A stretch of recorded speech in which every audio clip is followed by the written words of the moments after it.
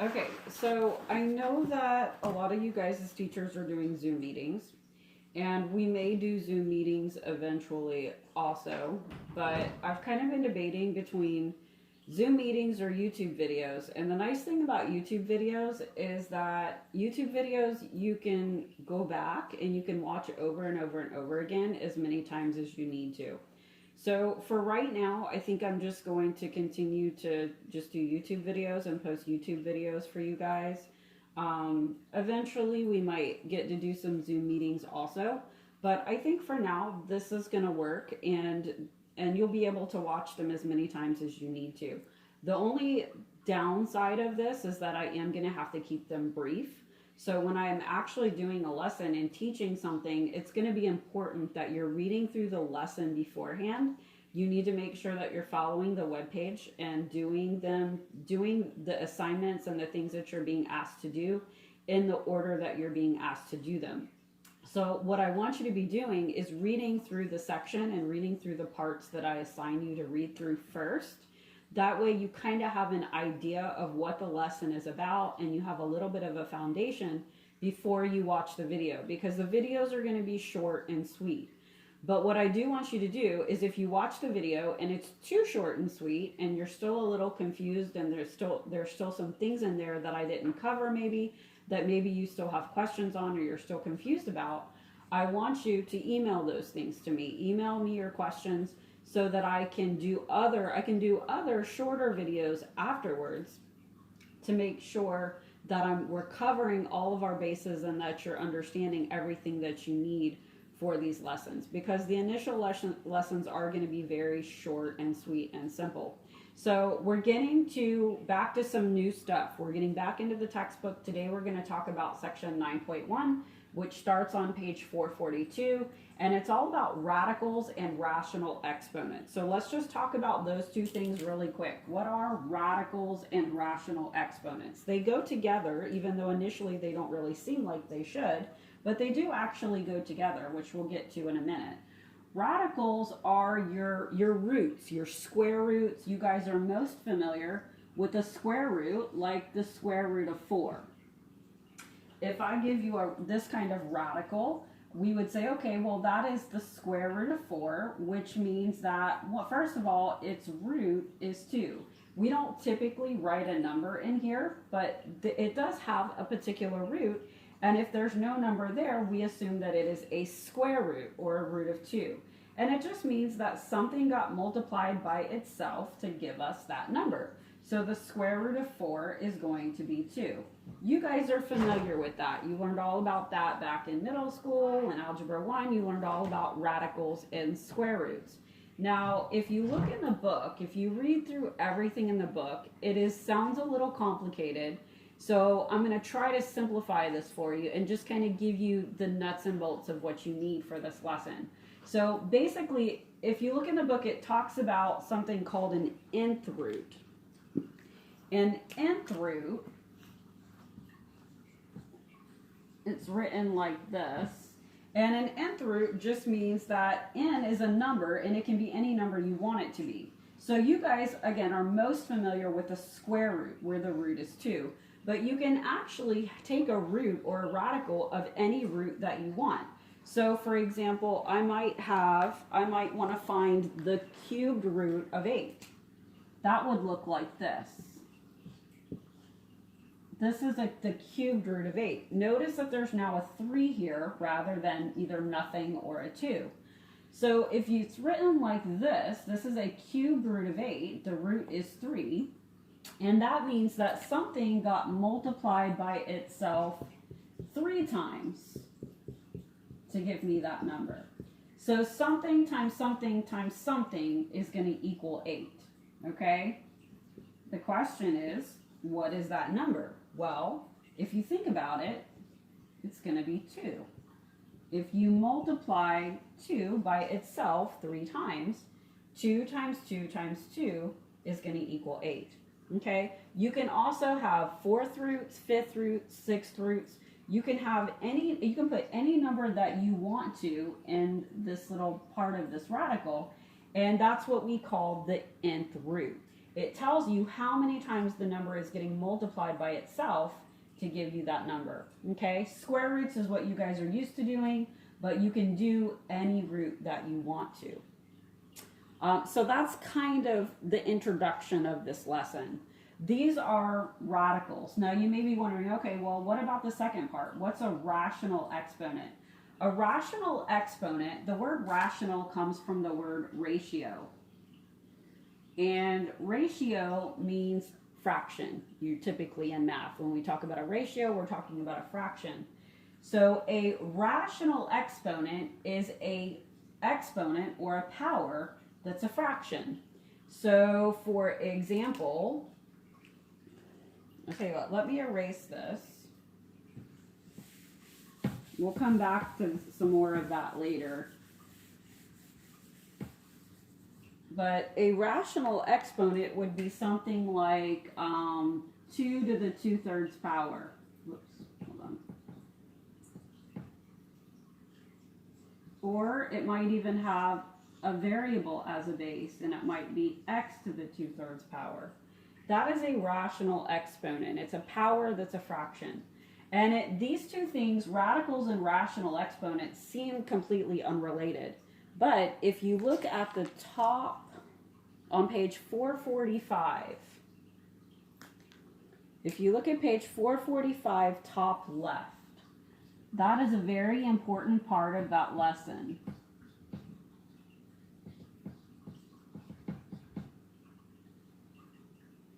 It's just a little study tip, but it's a very, very important part of this, and it's important that you know it. It gives you this equation of a to the m over n power equals the nth root of a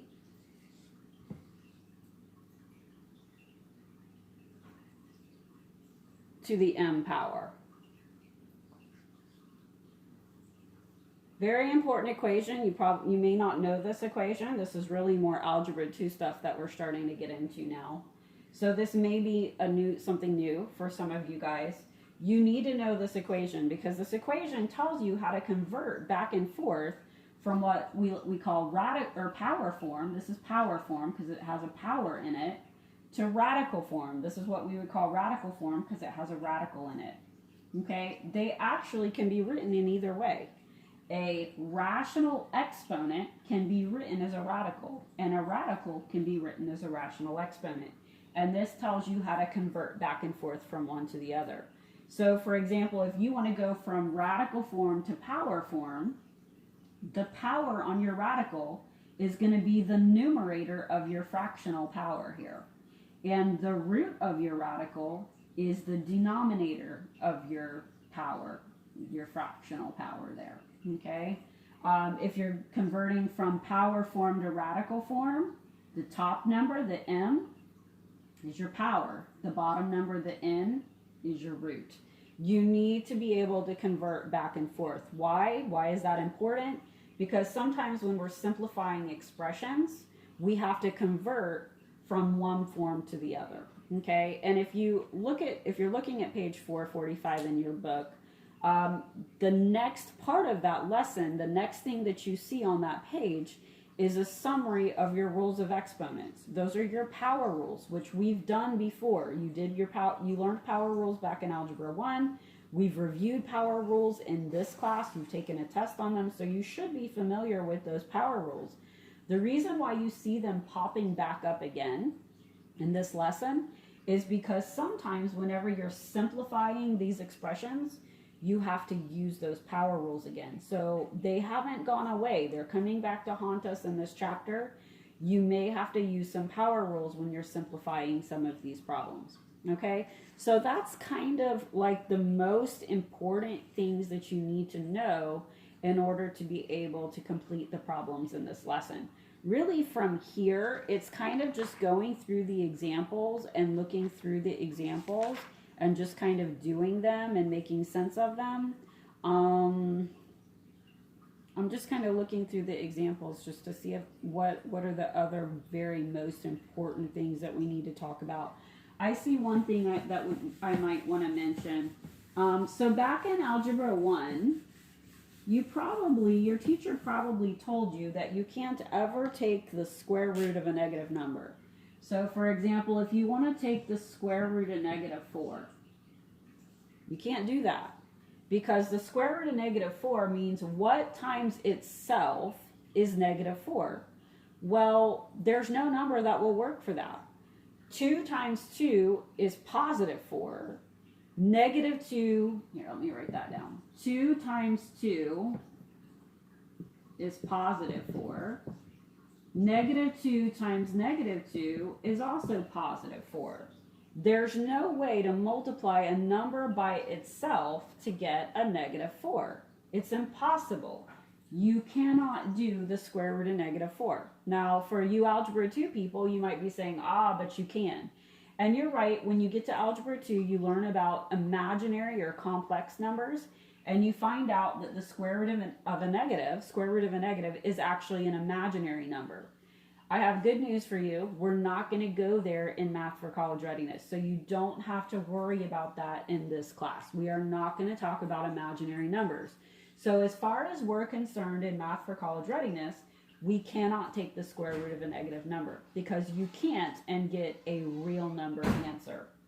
Now, you can actually take the cube root of a negative, though. Let's say I ask you to find the cube root of -64. This is a problem that we can actually do, because what we're looking for to find the cube root of -64, we're looking for a number that will multiply by itself 3 times to get -64. There is actually a number that will work for that. It's -4. If you multiply 4 times 4 times 4, oops, hold on, let me make more room here.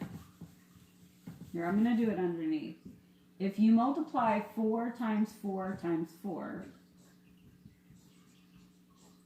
you're going to get 64. 4 times 4 is 16, 16 times 4 is 64. That's not what I'm looking for. I'm looking for -64. So what if I make all 3 of these numbers negative? And let's say I want to multiply -4 by itself 3 times. Well, -4 times -4 is +16. And 16 times -4 is -64, which is exactly what I'm looking for under that radical. So that problem is actually doable. You may be thinking, okay, well, what's the difference? How do I know when I can do the root of a negative and when I cannot do the root of a negative? Because here I can't, but here I can. It all has to do with your root. If your root is even, you cannot do the root of an even root of a negative number. But if your root is odd, like a 3 or a 5 or a 7, you can do an odd root of a negative number. Okay, and it all has to do with how many times you're multiplying that negative by itself. If you multiply a negative by itself an even number of times, it's always going to turn positive. That's why you can't do an even root of a negative. But if you multiply a negative by itself an odd number of times, it's going to turn back to being negative again. So you can do an odd root of a negative. Another quick thing that is important here is, what if your root and your power are the same number? So for example, let's say I want to take, let's just keep it simple since we're kind of learning this for the first time. Let's say I want to do the square root of 2 squared. If I want to do the square root of 2 squared, normally we're not going to show it, but we know that if there's not a number here, right here, then it's a 2. Okay? And I can write it in if I want to, but if I don't, I assume it's a 2. So if I want to do the square root of 2 squared, that means that you're going to take the square root of 2 times itself, times the square root of 2. Well, if you multiply the numbers underneath, which is the next step, I'm going to do the square root of 2 times 2, which is the square root of 4. And the square root of 4 is 2. Now notice the pattern here. When I squared a square root, I got what was under the radical. That is going to happen every single time. If you do the same thing with the cube root of 2 cubed, the same thing is going to happen.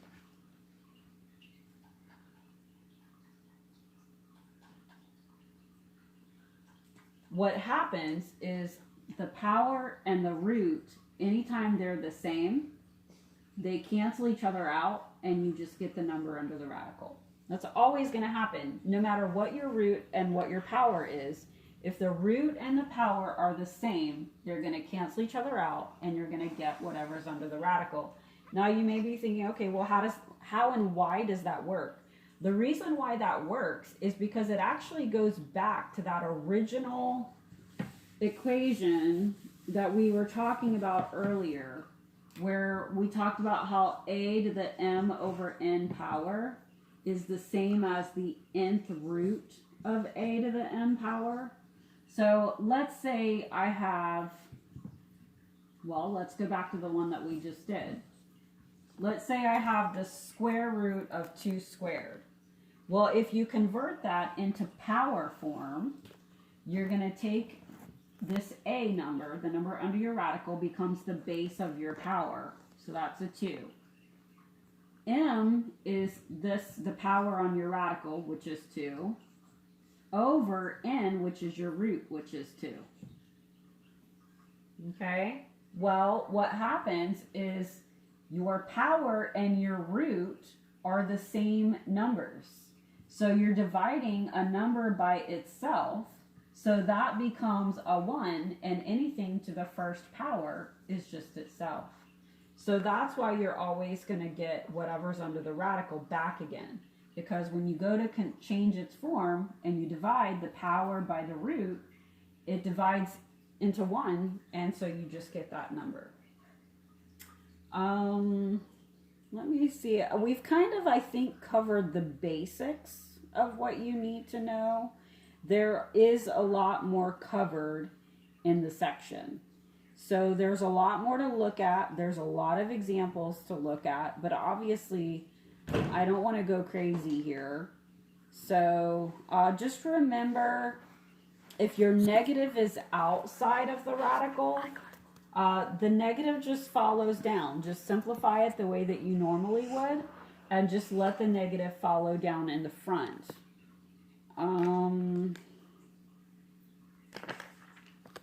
Let me just kind of flip through here and see if there's anything else that I just feel like we absolutely need to talk about. If you look at examples 5 and 6, that's where this lesson starts to get a little tricky.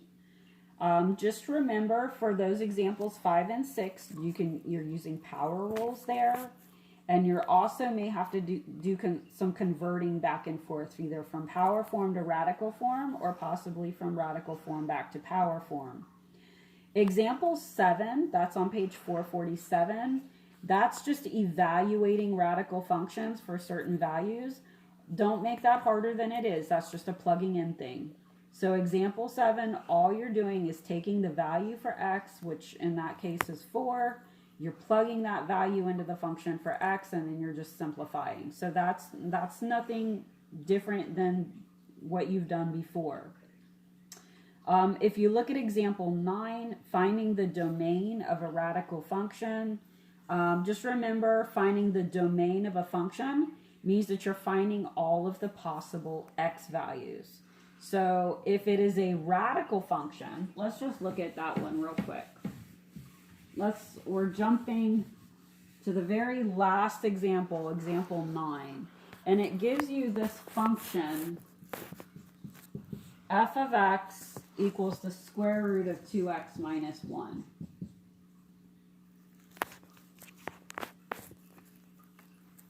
And it says find the domain for this function. In other words, find all of the possible x values that are allowed in this equation. Well, you have to remember that whenever you have a radical, we're not dealing with imaginary numbers in Math for College Readiness. We're not getting that complicated. So we only want values that are going to give us real number answers, which means that negatives are not allowed under radicals. We cannot have a value for x that's going to give us a negative under this radical. So in other words, this expression 2x minus 1 has to be greater than or equal to 0. It's not allowed to be negative. So we have to assure that this expression has a value. It can be 0. 0 is okay. The square root of 0 is just 0. That's a value that we can find. But it must either be 0 or bigger than 0. Positive or 0. Negatives aren't allowed. So what you can do is set up this inequality and then solve this inequality for x. So we're now going to add 1 to both sides. We get 2x is greater than or equal to 1. And then we're going to divide out that 2. And we get x is greater than or equal to 1/2. That is your domain for that function. Those are your x values that are allowed. Those are your x values that are going to give you a value that's either going to be 0 or greater than 0. It's going to be positive or 0. Any value other than a value that's greater than or equal to 1/2 is going to give you a negative for that expression, which is not allowed. You can't have a negative under a radical. So this is going to be the domain for that function. Those are your x values that would be allowed for that equation. That's example 9. So here's what I want you guys to do now. I want you to look back. You could go ahead and start on the assignment. If you look at, actually the assignment may not become visible on the webpage until tomorrow, but keep checking. What I want you to be doing is reading through the rest of the examples. Obviously, I did not cover every single example in the book in the section. So there's a lot that you can kind of look through on your own and kind of try to make sense of it on your own. If you are still confused, if you have any specific examples that you see in the book that you don't understand, you don't know how it's getting that, let me know and I'll do some additional short videos if I need to, covering specific examples and questions that you guys have. Okay, but for now, I'm going to leave it at that and I'm just going to take questions from you guys from here, specific questions.